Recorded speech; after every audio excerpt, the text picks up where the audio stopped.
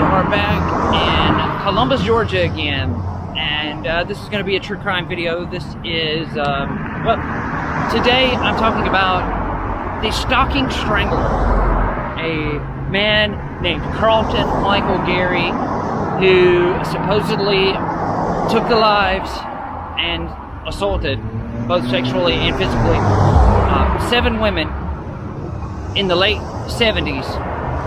And seemingly, it seems like he chose his victims because they attended this church right here behind me. Today I'm going to talk about the stalking strangler, Carlton Michael Gary, his early life, his victims, his murderous tour through Columbus, Georgia, and the questions that have now arisen. They might have convicted the wrong man. You know, we're going to talk about it all today. It's going to be a great video on the stalking strangler from Columbus, Georgia. As soon as we get back from the intro, man, we're going to hop right into it.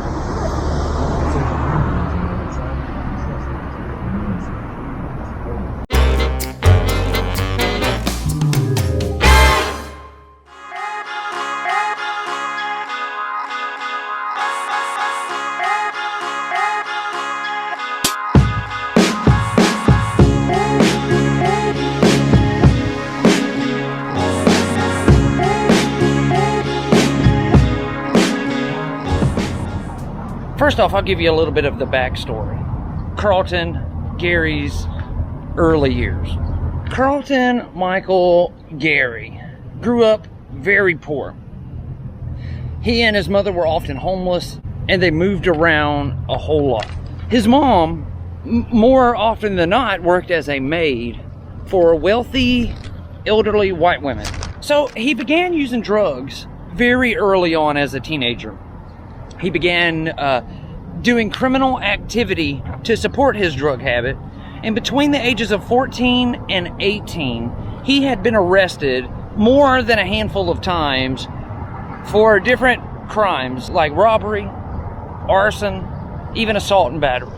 By 1970, he had moved to Albany, New York. He wanted to become a famous singer, but he never ceased his criminal activity, and he even increased the amount of violence that he was using at the same time. He robbed and attacked an elderly woman named Marion Brewer in her New York City hotel room. And then 2 months later, he robbed 85-year-old Nellie Farmer, and then he strangled her to death with a stocking. He was caught, arrested, fingerprinted, and his fingerprints matched fingerprints that were left behind at Nellie Farmer's murder. He admitted to being there. He admitted to the robbery, but he said another man named John Mitchell actually was the one that killed her. Police believed him for whatever reason, and Carlton Gary was only charged with robbery. He spent 5 years in a correctional institution there in New York before he was paroled. After his parole, he moved to Syracuse, New York. Almost immediately, 2 more elderly white women were attacked, this time raped and strangled to death with stockings. He wasn't charged with those crimes, but they liked him for them. So they revoked his parole and they sent him back to prison. This time, the prison he was in was a very low security prison. There was almost no surveillance and very few correctional officers.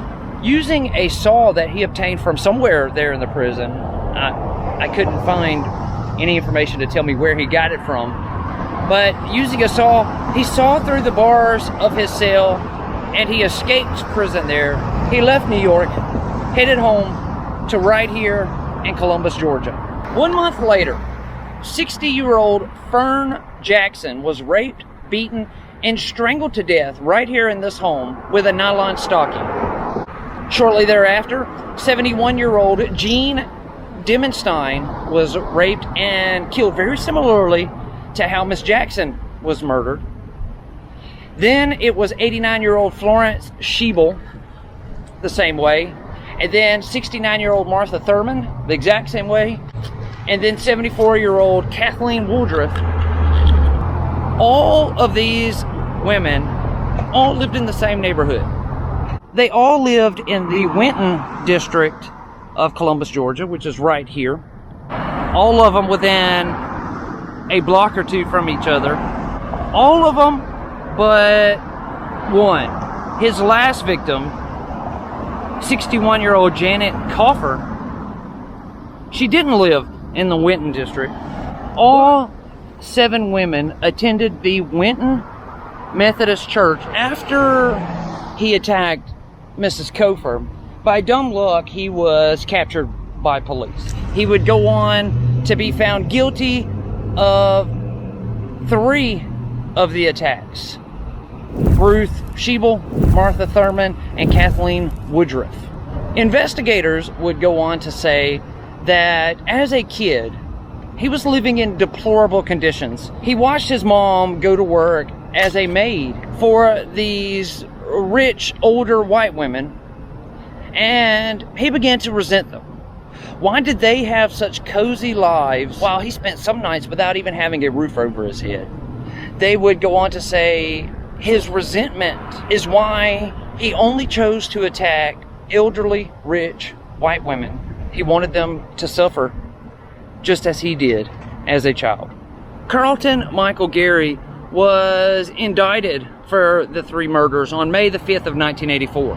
He was convicted on August the 26th, just 4 months later, and then he was sentenced the very next day, August 27th. Over the years, though, questions have arisen over Carlton Gary's conviction. His lawyers were refused state funding on behalf of his defense. Police submitted a confession during his trial. They said he confessed, but that confession was not recorded. No notes were taken, and Carlton Gary says he never confessed to anyone. This is the story that they told. Again, not recorded, not signed, not initialed by anybody. But the most troubling questions pertaining to Carlton Gary's guilt comes in that his lawyers claim Gary's semen did not match any of the samples left behind at the crime scenes. They say bite marks that were left on a victim did not match Carlton Gary's dental impression. The prosecution rebutted that, though, by saying that Carlton Gary had dental work done while he was in prison awaiting trial that would explain why his bite mark didn't match. I mean, it is kind of questionable how they got a guilty verdict with semen not matching and all that. Either way, on December the 1st of 2009, the U.S. Supreme Court refused to hear Gary's last appeal.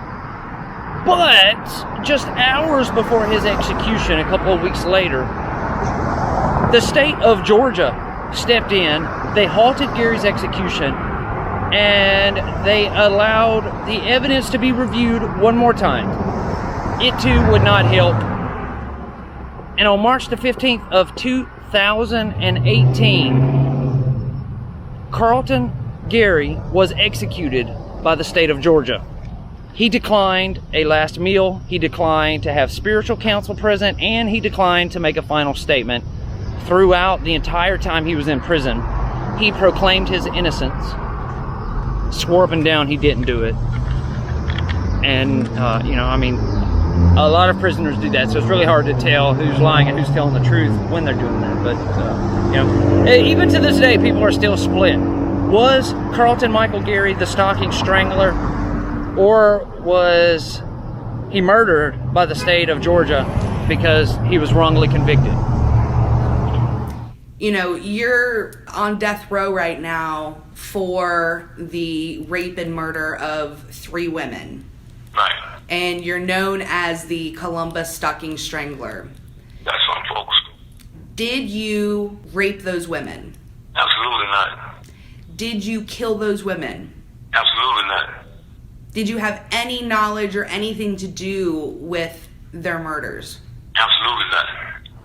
But his fingerprints were found at the crime scenes.